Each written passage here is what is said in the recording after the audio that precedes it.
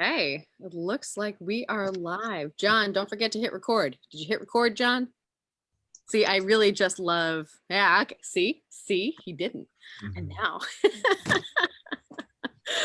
All right, good morning, everybody. My name is Alicia Orsini. I'm the president of Women in Film and Video of New England. But today we are here talking about the Woods Hole Film Festival here in its 29th year, which, by the way, you can watch your films from Saturday, July 25th through Thursday, Thursday, July 25th, which is, oh my gosh, is that today? No, tomorrow. Oh my gosh, I don't even know what day it is, everybody. Is it Friday? Today is Friday, isn't it? Okay, today is Friday. Tomorrow, all the films go live on the website at woodsholefilmfestival.org, and you can watch them through August 1st. Get your tickets. But hey, we're here talking to some amazing filmmakers about their films today. So I'm going to go around our Brady Bunch room here and let all of our filmmakers introduce themselves. Tell us your name, your film, and what you did on the film. So first up on the hit parade is Jerry. Yeah, I'm Jerry Ulrey, and my short film is To the Flame. I'm the writer, director, and producer. Wonderful. Thanks for being here. And then we have Mari. Hi, I'm Mari. I'm a DP on a film called She, directed Matt Greenall. I'm standing in for him today. Wonderful. And then we have Humphrey. Hi, everyone. I'm Humphrey. I'm from London. My film's called Name Escapes Me, confusingly, which I wrote and directed in LA, Los Angeles. Wonderful. Thank you. Then Lizinka. I am Lizinka Kruger, and I portray Melanie in Hermit. Wonderful. And Dana. I'm Dana. I'm in Orange, California, and I directed Kafas. Thanks for being here. And Lucas. Hey, I'm Lucas Hassel. I am an actor, writer, filmmaker. In this case, I'm acting in Emienda's wonderful film Hermit as George. Great. And Amadid? That's close. I was going for it. Did. You can call me Amy. It's a lot easier. My name's Amieda Negbinaborsela, and I'm the writer-director of Hermit. I got to work with those two wonderful actors down there, Lizinka and Lucas, on it. So I'm really excited to share with you guys. I'm in LA right now, and I didn't get that much sleep, so sorry. Well, especially for those of you who are on, up at 5, we really appreciate you being here. So I got to watch your group of films under the idea that the themes of these films were it's time to make a change. So that's the guiding thread that I was watching these with.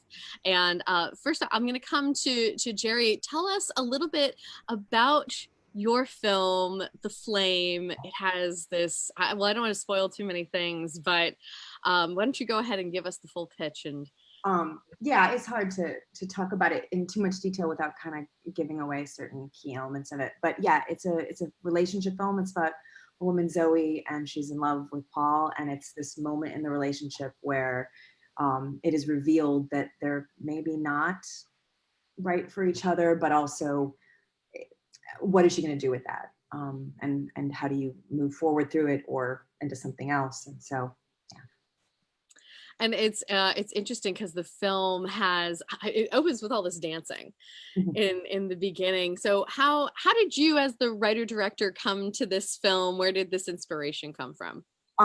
So it was definitely a passion project. I hadn't made a short film or made a film in a long time, and I got a grant to make it from I teach, and so I was teaching at Northridge at the time, and I got a creative grant to make it. And so it's really selfish. I wanted to do a moving master. I had never shot moving master. And then also I had decided a long time ago that every film I make, I will have a dance sequence in it. Kind of an homage to Hal Hartley, just because I think he has a dance sequence in almost every film he does. And it just was really like, this is what I want to do. And of course, people falling in love, it's a dance. So yeah. It was just, are those actors dancers, like trained? Well, it's really interesting.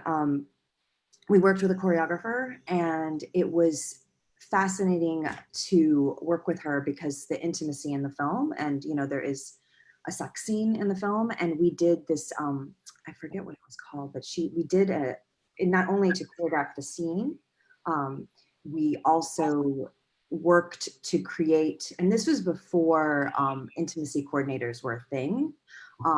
We used dance and touch and workshop in order to build intimacy between the two actors. And they both spoke about how they had never had that kind of experience before. So before we were in rehearsals, we did these physical improv type workshop that choreographer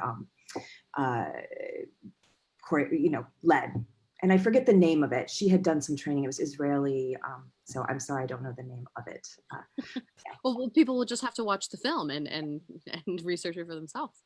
I loved just the storytelling through that choreography, and I'm going to jump over now actually to Lucas to talk about a little bit about choreography as well from an actor's standpoint. Because well, why don't you go ahead and give the bump for your film, and then I want to talk about why my brain is going these places.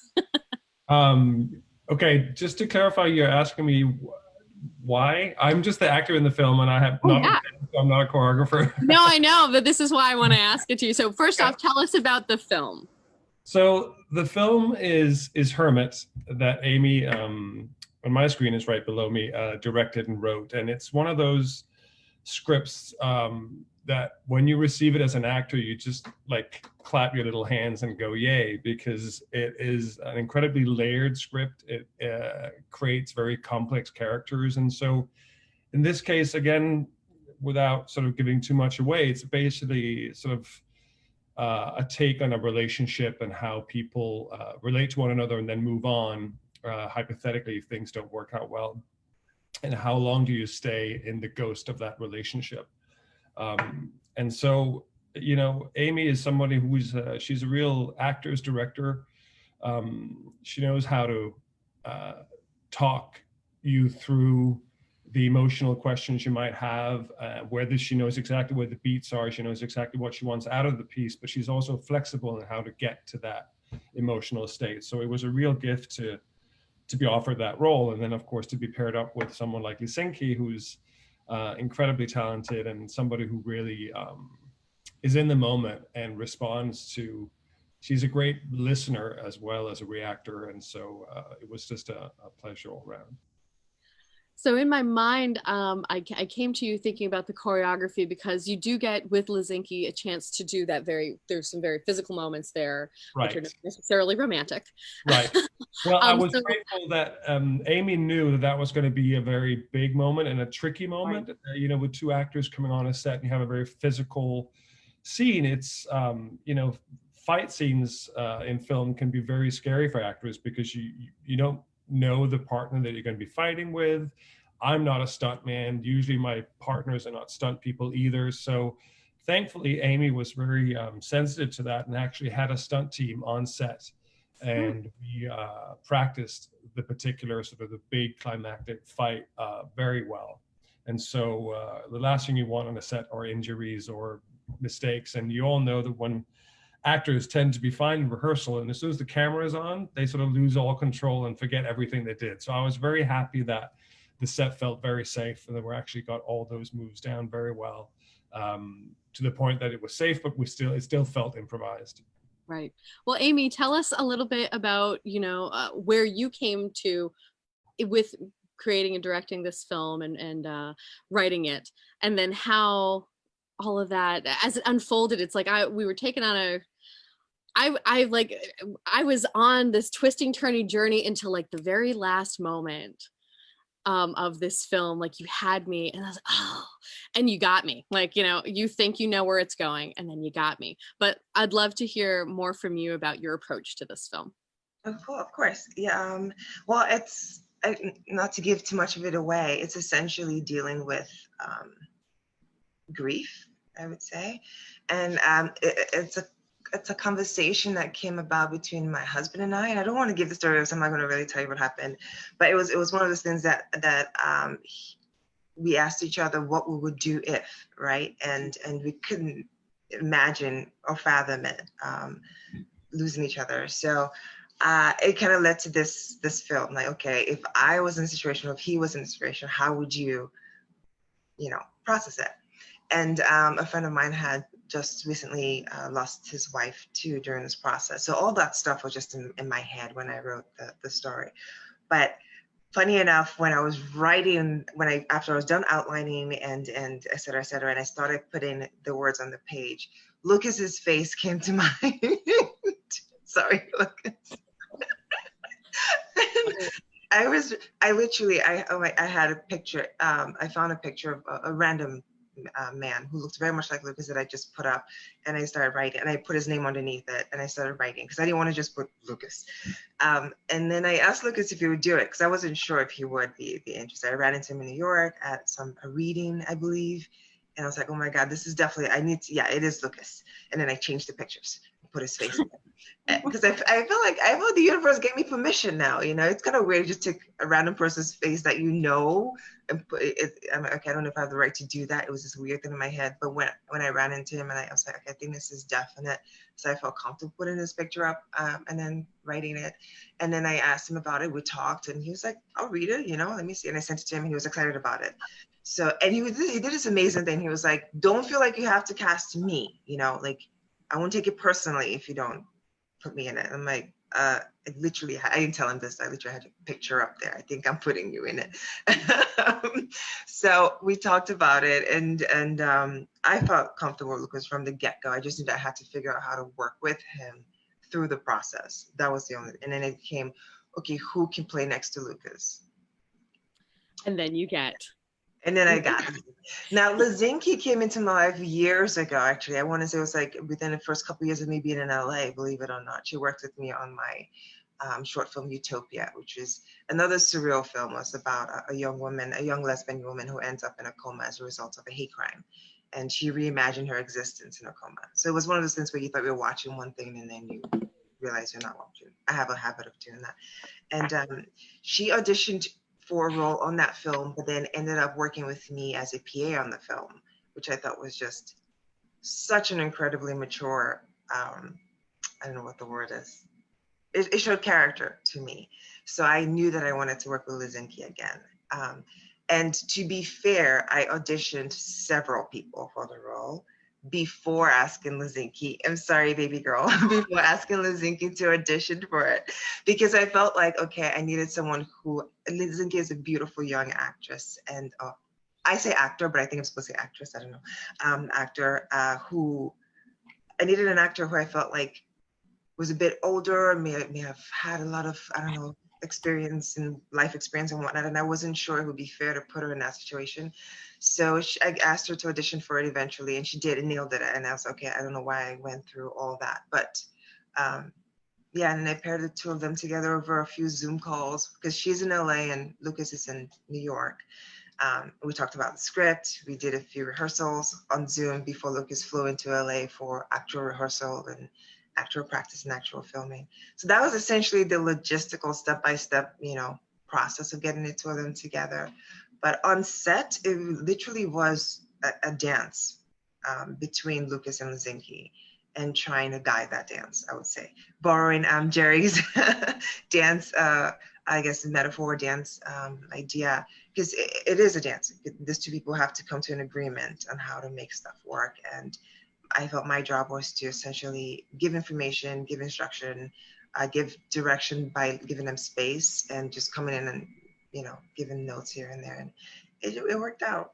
I mean, there were some moments of like, oh my God, don't kill each other by mistake, when you're correct, you're doing a fight scene, but it really worked out. So I was well, I'd love to hear from how Lizinki, you played that role. And I gotta tell you, like, I hated your character. Like, I was like, oh, woman, until the very end. I don't want to give it too much away, but it was, go ahead and tell us about your approach to this role.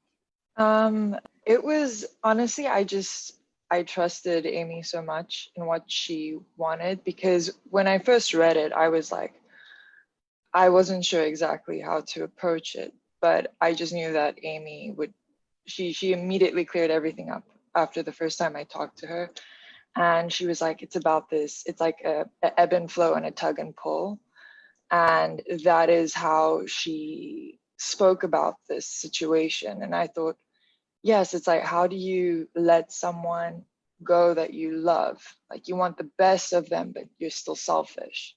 You know, it's like, what would you do if? And I really just had to come from the selfish place first before I had to let go, if that makes sense. It will make sense when you watch it, but that's how I approached it. It's, yeah, I would say. Well, I think that's the selfish thing, and having to let go of something is, especially when it comes to personal relationships. But I want to talk to Dana now, because your film, the love is for not it's for people, but it's for a place and an idea of a place, and even down to the brick and mortar of a home. So tell us more about your film and how your approach to this film and where this all came from. So Kafas is about a family in wartime Aleppo, and war is going around them, and they have to decide whether to leave or stay in their home. And the father wants to stay because, speaking of love, he has this love for the country. Obviously, all of them have the love for the country, but the father is especially connected and doesn't want to leave. And then the son and the mother are talking to smugglers about leaving, and they ultimately propose leaving to the father, and that escalates in a huge fight. And I won't give too much away, but then eventually there's a moment where where things are pushed to the point where they have to make the decision to leave. So I guess the way I came about it was I studied comparative politics in undergrad, and I was really interested in like humanitarian crises. There's a lot of coverage on Syria, like 5 years back. Actually, there wasn't enough for the scale of the conflict. There wasn't enough going on. And I thought, well, what could I do to like raise awareness? So I basically just thought, making a film about it would be a way that I could learn more, about the issue. So that's how I got interested in it. And that's how I started like the project.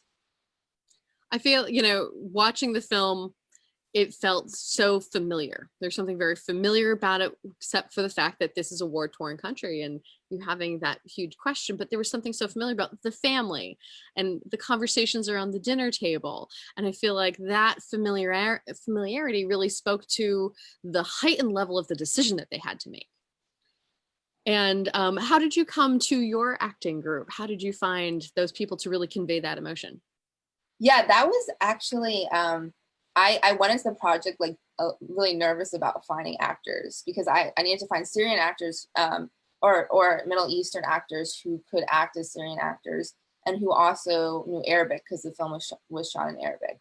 So basically I hired one casting director, and she found another casting director who was specialized in working with Arab actors in LA.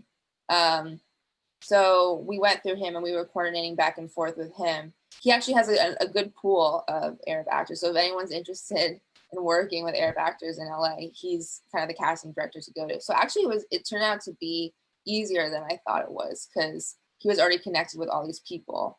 And they're not all Syrian. One is Syrian, but the other three are Lebanese.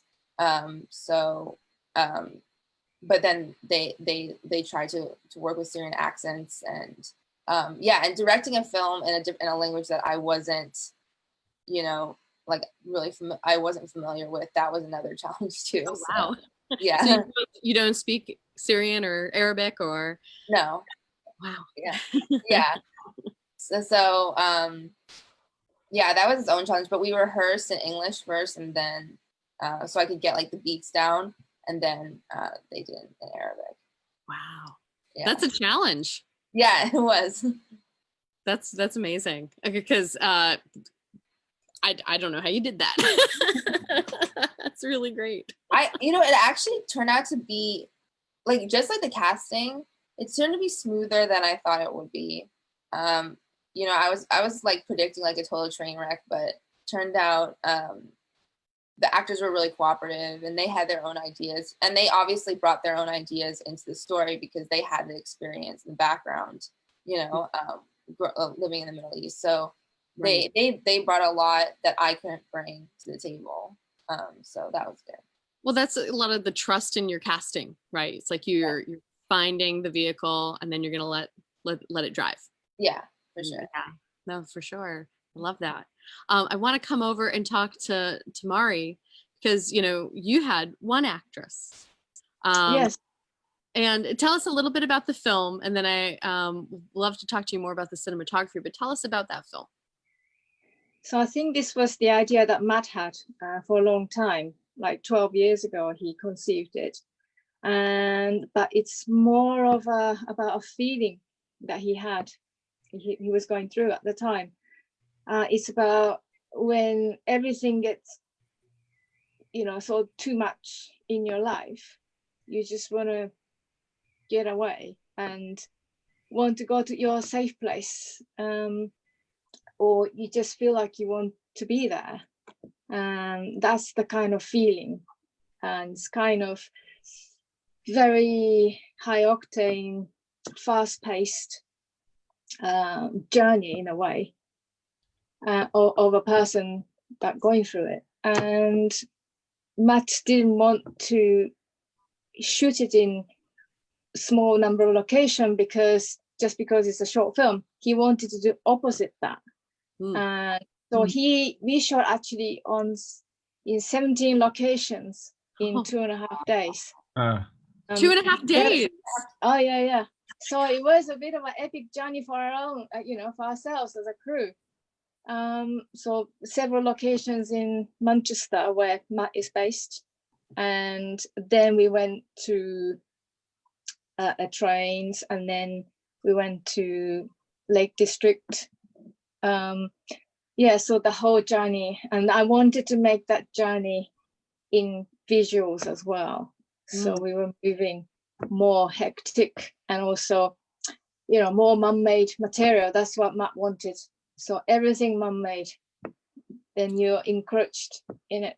And as you go into countryside, you suddenly feel more static, more composed frame, nice frame, wide, that kind of thing. So that was the whole journey, as well as the visual journey as well. You could definitely feel that, like this young woman who it looks like she was at a wedding the night before is just manic. She's absolutely manic. It seems like she's yelling at a voice in her head and thinks she's pushing those negative. And I think that's something that all of us, there's that voice in the back of our head that sometimes isn't so nice to us, and it's just she had to physically move. And you could definitely feel it in the camera work. And even in the production design, I loved that, you can maybe, I know you're not the production designer, but the title graphic, the same colors in the jackets hanging up. That's another thing that Matt wanted. He kind of color coded, kind of symbolism as well. And there's a lot of flowers reference, and everything's kind of intertwined metaphorically. Yeah, and it caught my eye because this for those of you that haven't seen it, I don't want to give too much away, but there is a color grading of what you might be thinking about in your mind from a stop-go standpoint.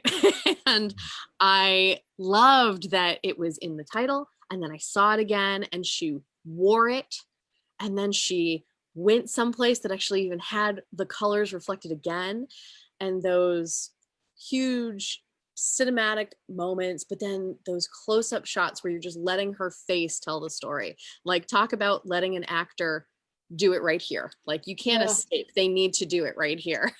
Yeah. I mean, Abigail was amazing. I mean, she nailed it. We were, in a rush because we have to go into different locations within a certain time limit, and you have to get on with it. But she nailed it every time. She was so, without doing much, she was telling a lot of stories, I think. Yeah. Right. It's one of the few qualities. Yeah. Very high quality acting, I thought. Absolutely. Humphrey, I want to come to you because the themes of mental illness and strife and the, something going on inside, but also the doubt about the people around this person that's dealing with this mental illness is kind of the theme about your film. So tell us a little bit more. Yeah, it's like, I suppose the whole thing is shrouded in a bit of uncertainty. Like there's, it's a story about two parents up in Echo Park, up on the hill, with one son who's, he's been their project, he's been their baby, and he's sort of reaching that age where they're having to make a decision about his place in the world, I suppose, but there's also a lot of doubt because he has got this perceived illness. It's a diagnosed illness, and how much does that affect him? And the parents naturally start to diverge in their attitude towards that, and the sort of type of care they should apply to him. And it's all sort of coming to a head in this once might have been quite a blissful existence. It's clearly kind of soured. Sort of new territory for me. I had to admit I hadn't done a huge amount of research about it, and I was a bit, an Englishman in LA. I was working out there. It was my first time in the States, and I said, I've got 5 weeks left in the country. This was 4 years ago, I think. I said, I've got 5 weeks left, and I had a friend out there, another Englishman, who had this amazing rickety old sort of ski chalet really up amongst the cactus on the hill in Echo Park. He's also a filmmaker, and he sort of wrote it and produced it with me. And I just said, this house, man, there's an incredible story in this house, and this view, and this kind of the tranquility of it, but there's something going on here. It's incomplete. There's something in the depths of it. And he just said, let's make it. So in 5 weeks we went off and wrote it in a couple of days, and developed it, and we brought this amazing cast in, and incredible crew. I had no idea what I was doing, really. It was my first short, and I would never have guessed it had been up in LA that I'd be making it. But it was incredible, unbelievably fun, and we kind of explored it together. And one of the two actors playing the husband and wife had a really similar experience in a breakdown of a relationship, and so she lent, or I've given it away, but sorry. She was very open about it and wanted to share, and educated me a lot, and the script changed a lot through those discussions. And there weren't a lot of them. We only had 2.5-3 weeks to prep it, but it was amazing. So I left with the hard drive, flew. I think we wrapped at 6 p.m. and I flew at 9 p.m. And I've never been back to America. I've just been making it with my friends in LA with this 8-hour time difference, and it's been a journey. But it was such a great experience. And I don't think we answered any questions. There were a lot of unanswered questions in the film, but it was the tone of it that I wanted to get across. That it is a messy business raising a child, having these relationships, and it was for me the experience of trying to get to the bottom of those themes with this amazing team, all American. This amazing Lebanese Brazilian DP who effectively wrote the story as well with his camera work, and he edited it as well with me. But man, yeah, what fun. I don't think the film is a lot of fun. The film's not necessarily a lot of fun, but it's yeah. Well, just from a storytelling standpoint, as somebody who's coming to this, as a parent, and you're saying, am I going to doubt about my relationships based around this idea of parenting? Because everybody in the film has great intentions, and they're coming to it with great intentions, and you feel so much pain for both of them in this thing that they're trying to decide about. But I do love the location playing such a character itself in the film, because it does look like, oh, they have this idyllic, beautiful place. What's the problem? And I think that's something that happens a lot in relationships in general. Can I don't have a question to Humphrey about that, actually? Yeah. I just wanted to ask you, as a writer, I find it really interesting to hear when people write a story to a location that they have, right? Sometimes that can be really tricky. You sort of end up with a vapid story in a beautiful, deserted, abandoned warehouse or whatever. But did you have your sort of point of view already there, that there was something you wanted to explore and then you just superimposed it on that location? Or was it a sort of... Yeah, it was, I suppose the first few days was trying to decide whether I was like shoehorning, crowbarring a story into it. I think I felt the kernel of it immediately. I felt this, it's a family home. It wasn't yet a family home because my friend Guy lived there on his own and he hadn't done the work he wanted to do to it, but it had the space to be a home. It had a lovely sort of basement area, and I just saw that being the adolescent kid's sort of dungeon, his lair with his little sort of sketches and his punk posters up on the wall. I just saw it happening. So, really within 4 or 5 days of going and having dinner with him at his house, the story was there, and we wrote it in about 16 hours, and we honed it with the cast. And the best thing about this is that Guy has, during the process of post-production, Guy married an amazing woman, had a beautiful son, and has totally refurbished the house. And by the time we fully locked the picture, about 2 years later, it was like Airbnb ready, and he had this kid, he had this family in there. But for me, and probably for Guy, that's always going to be the image of the house that we have, is this, peeling paint, rickety. We had to spend quite a lot of money making the house production safe, to actually boarding things down. Yeah, it was. But I like to think that I started him on that journey of like, getting his house in order. So and Amy, I would have actually, I didn't want to wake any of them up, which is why I haven't asked any of them to join. But you've shown that the Angelinos can do it 5:45 a.m. So well done you. Absolutely. Yeah, not fun. But hey, we're here for the art. We're here for the love of film.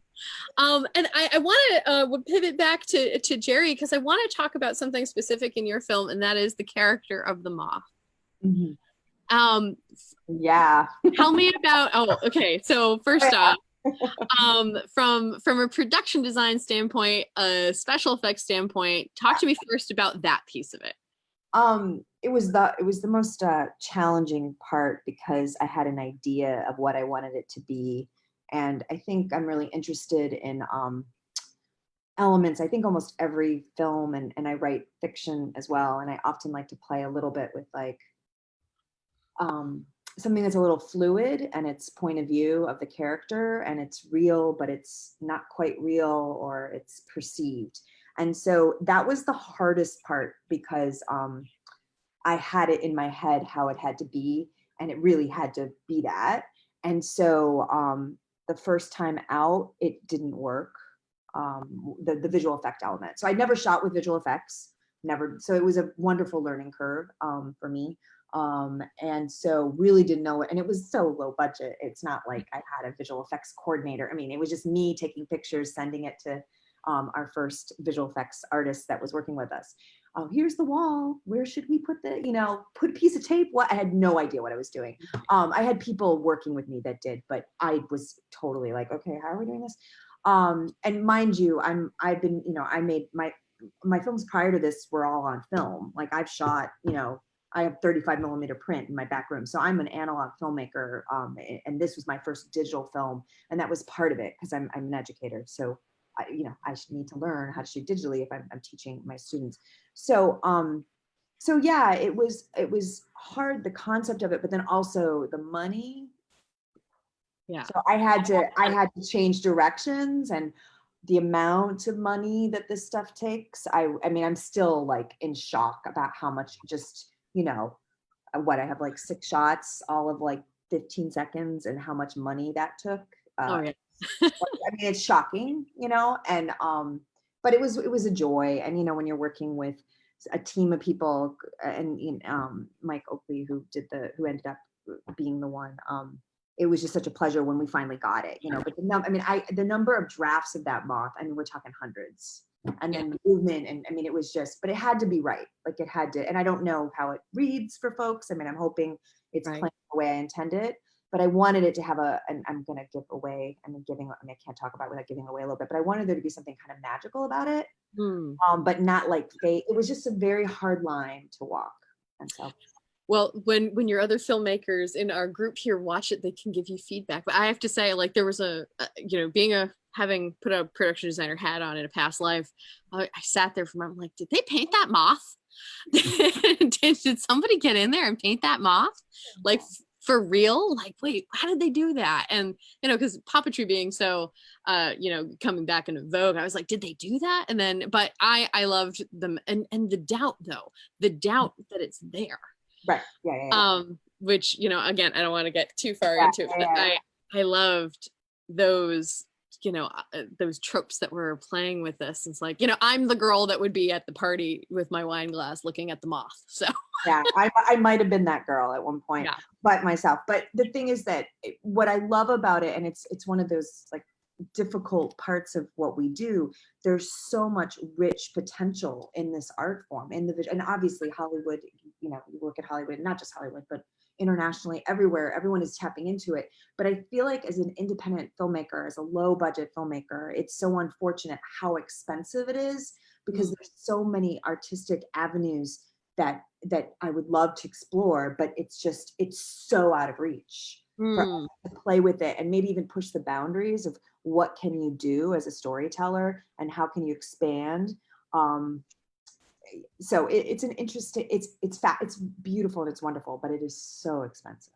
But I think also sometimes though, with lack of budget, it sets your imagination free sometimes. Sometimes I watch now a movie of Spielberg's and I'm like, I wish someone would take his money away and say, you have 5 million. Now find your creative soul you've lost in your $180 million films with these sweeping, you know, music scores. So I think there's something to low budget filmmaking that sets creativity free, and you really have to explore what you can do with what you have. Well, I absolutely agree. And Dana, I wanted to talk to you kind of on the same theme, because as I was watching your film, I don't know if it was the sound design or if there were practical effects that just, you know, one of the things I really enjoyed about watching your film is that I was not looking at it as a filmmaker. I was really in it. So I was really curious about how did you create that feel of like, okay, we're in a war-torn place? Yeah, I think a lot, had to do with sound design. We work with sound designers, just part of like, there's a sound design program at school. So we were working with people who we paired up with.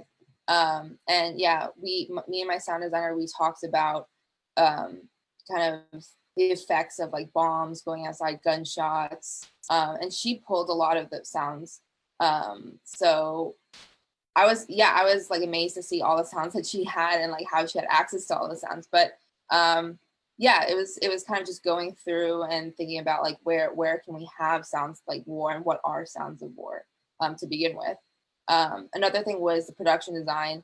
That was also really challenging because we shot in Orange County. It's like, how can we find a place that looks like Syria? And there actually is, I forgot the name, but there is like a set village of kind of like an Arabic set in around LA, but it was way too expensive. So then we just basically went on Airbnb and looked for places that had the interiors that looked like Middle Eastern. So finally we found a house that had kind of these rough walls, like kind of sponge walls that looked like there's almost dirt on the walls. And, you know, obviously there's things that kind of gave away that it wasn't totally authentic, obviously. But we tried to put up like pictures and art and stuff. Another problem was the fact that it looked like maybe too clean for a war, like inside, even though the walls were certain kind of texture. Like the whole thing was like too clean. That was one critique that I got about it. But you know, I don't know how I was thinking about ways even before we shot, how can we make it seem more rough? And and you know, that was one of the big challenges I had. So kind of the conclusion was that this family was like maybe like a upper middle class family in Syria, you know, or a middle class, like relatively well off family, not like super rich, but like relatively well off. So their house was kind of a nice, in a nice condition. But that was definitely one of the challenges that I experienced. Well, I think it's a testament to the power of sound design. Yeah. You had me the whole time. and yeah, I definitely made the assumption that they were well to do for Yeah. sure. But I was still in that place with them where this was a heavy decision. Yeah. And I was in love with that. And I'm sure, Jerry, you have this conversation with students all the time. It's sound. What are you doing about your sound? Yeah. And also like just the music in it. I worked with a composer from Israel actually, and to work on some of the sound. And some of the sound I just pulled from Killer Tracks that was like an Arabic sound. But yeah, no, that was, even like designing the music was an interesting experience. Right. And when I think about Mari with the film She, so much of you have a voiceover, and I don't remember if there was probably there was a light music track underneath, but truly that was a film that relied so much on the storytelling through your camera work and this very strong voiceover and these very simple elements that create such a powerful story. How, I don't know how much you know about the voiceover that went into that from a DP standpoint, but I'm not sure if you can say. Oh, yeah, I wasn't involved in the voiceover. I think Abigail came in for one day, and she was filming a new series of Teen Star in Manchester. So I think it was convenient for her just to pop into the post house. No, they were finishing it, and did the voiceover. Yeah. But yeah, I mean, it's all down to her acting, because it's so, it's not, you can't use the dialogue, and it's a poet that drive you through it, the story. And when she was acting, she had no dialogue. So I really take my hats off her, heavily depend on her performance, and it's a very subtle one. And I think she delivered it really, really well. And I want to come back to Amy to talk about kind of the same thing of wrapping up that storytelling through the sound, through the gosh, even through the camera work of that when it changed, where I was like, not, and again, I don't want to give too much away, where everything that I thought was happening suddenly was so different. So can you talk a little bit about what that looked like for you in the creation? Of course. Every element from sound to music, we actually had the music done before we filmed. So sound, I'm really big on sound. My ears will hurt if I'm watching a film and I can tell the sound's off, kind of thing. So music was composed way before. Like, my composer read the script and created the music based on reading the script in our meetings beforehand. And the music, I sent it over to Lucas and Lazinka and had them listen to it. I'm like, well, this is your favorite song. This is what's playing. This is what you've been, that broken record thing. This is it for you, Lucas. So they had that to work with ahead of time. And my sound designers are based out of Portugal. I work with them consistently because they're amazing. So same thing, they got the script ahead. Everyone I work with gets the script from the very beginning, and we work from the script to the end. So we're on the same page from start to finish. Lazinka gave input on her dialogue, on her character. Lucas did the same thing. And it was just incredible because everybody's, the work gets colored by everybody who works on it, which is super important because it's an organic thing. And I only have me and my perspective. And so having everyone's hand, kind of mold the clay is really amazing. So music was very important, and that came in from the get-go. Sound super important because you needed to be able to feel like you were in this warm, beautiful space, and give you the room to be really annoyed at Lazinka's character. Melanie can say, why is she so mean? And then I think that gives you permission to really enjoy the switch when you realize, oh, that was not what was happening. And you get to see her character come out in her voice, because that entire last part of the film is her voiceover, walking George's character through stuff. So yeah, we actually filmed Lazinka's voiceover on set. Really? That was another thing that I wanted. I wanted the texture of going back to Humphrey's thing with the house, and it took forever to find that apartment and to really get it to be what we wanted, and it needed to be that space. And when she, and not to give this away, but when she did the voiceover thing, she did it in that room, in that space.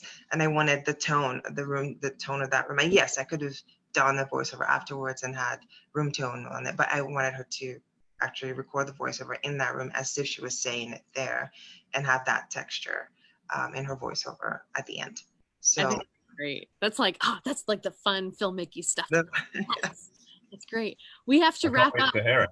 Yeah, so we have to wrap up, and so what I want to do is I want to give a moment for we're going to go around the room again, and I would love to say, yeah, when the title of your film, and then a quick why you should go see it. But while you're thinking about that, I want to call out Lucas because you're a finalist in the screenwriting competition for your comedy feature screenplay, Girls on the Run. So I wanted to give you a shout out for that. Oh, thank you so much. That's very exciting. I really appreciate it. So best of luck with all that. So, all right. So Humphrey, I'm going to come to you. Give us the bump. Name escapes me. It's a film, an American film about a family, a small family struggling with change and I suppose a juncture, a crossroads. It's effectively a lockdown breakdown shot 3 years before lockdown. So it's you know, it's a dark drama. And that's about it. All right, Jerry. Yeah, my short film, it's To the Flame, and it's about Zoe finds herself in love with Paul, but something small and luminous brings into question and problems and potential issues in their relationship. Wonderful, thank you. And Mari. Hi, it's a high octane short film about when things gets too much and you just want to get away from everything. And I think it's got a resonance to what's happening now when we are stuck in the house. And it's only for 4.5 minutes. And it's just go through the journey and into your safe place. Recommended. We all know safe place right now. That's great. Dana. My short film is about a family in a house as well, stuck in a house during wartime, and they have to make the decision whether to leave or stay. So also about the house as a safe place and the world outside that's not. Well, thank you. And then Amy, I'm going to go to your actors first. yeah, go for it. Lazinka. So I'm portraying Melanie in Hermit, and it's about letting go and breaking a cycle when it comes to grief and moving through something and how someone deals with that. Wonderful. Yeah, check out Hermit, basically a drama with a capital D with when things are not exactly the way they seem. So there's a lot of exploration to be had. And just a quick shout out to you, Alicia, very positive, wonderful moderator. Thank you for it. Yeah. Thank you. Yeah. I'm just happy to be here. This is great. So Amy, last word for you. Yay! Seems like we have a theme of houses going on here. House being a safe place, or maybe not a safe place, right? But yes, Hermit. It's essentially a story about letting go. I encourage you to see it. It's wonderfully shot, and these actors are going to take you on a journey of actually not just seeing the light at the end of the tunnel, but actually walking to it and walking through the tunnel and coming out on the other side. So come join us on that. It's really cool. Well, thank you all again for being here, especially getting up early in the morning. So for our audience, it's the 29th Woods Hole Film Festival. You can start watching films July 25th right through August 1st. You can get your tickets at woodsholefilmfestival.org. Sit and watch and connect with these filmmakers, send them feedback, show them some love. Again, filmmakers, thank you so much for being with us this morning. Thank you. Thank you. Have a great one. Nice to meet you all. Nice to